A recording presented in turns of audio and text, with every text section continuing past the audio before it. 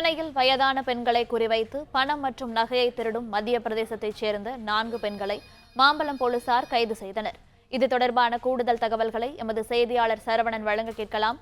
சரவணன், வணக்கம். இந்த சம்பவம் பற்றிய மேலும் விவரங்கள்.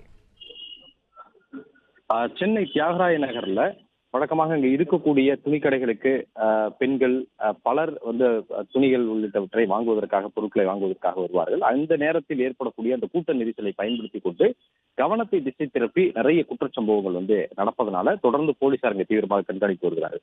அதன்படி நேற்று தினம் தியாகராய நகர்ல இது போன்ற ஒரு மூதாட்டியை ஒரு 4 பேர் கொண்ட பெண்கள் சுற்றி வளைத்து அவரிடம் பேச்சு கொடுத்து கவனத்தை திசை திருப்பி அவரிடம் இருந்த பணம் இருந்த அந்த கைப்பையை பறிப்பதற்கு முயற்சித்திருக்கிறார்கள்.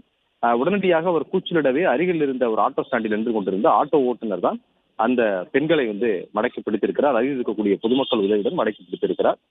பிடிபட்ட அந்த பெண்களை காவல் நிலையத்தில் ஒப்படைத்ததில் அவர்கள் மத்திய பிரதேசத்தைச் சேர்ந்த மோகினிபாய், சோனம், சாவித்ரிபாய், நேஹா என்பது தெரிய வந்தது. 4 பேருமே தமிழகம் மட்டுமில்லாமல் கர்நாடகா, தெலுங்கானா, ஆந்திரா, மத்திய பிரதேசம் போன்ற இந்த மாநிலங்களில் எல்லாமே இதே பாணியிலான பல்வேறு வழக்குகளில் தொடர்புடையவர்கள். வயதானவர்கள் பெண்களை குறிவைத்து அவர்கள் நூதன முறையில கவனத்தை திசை திருப்பி கொள்ளையடிக்கக்கூடிய பெண்கள் என தெரிய வந்தது. கைது செய்யப்பட்ட 4 பேரும் நீதிமன்றத்தில் ஆஜர்படுத்தப்பட்டு சிறையில் அடைக்கப்பட்டிருக்கிறார்கள்.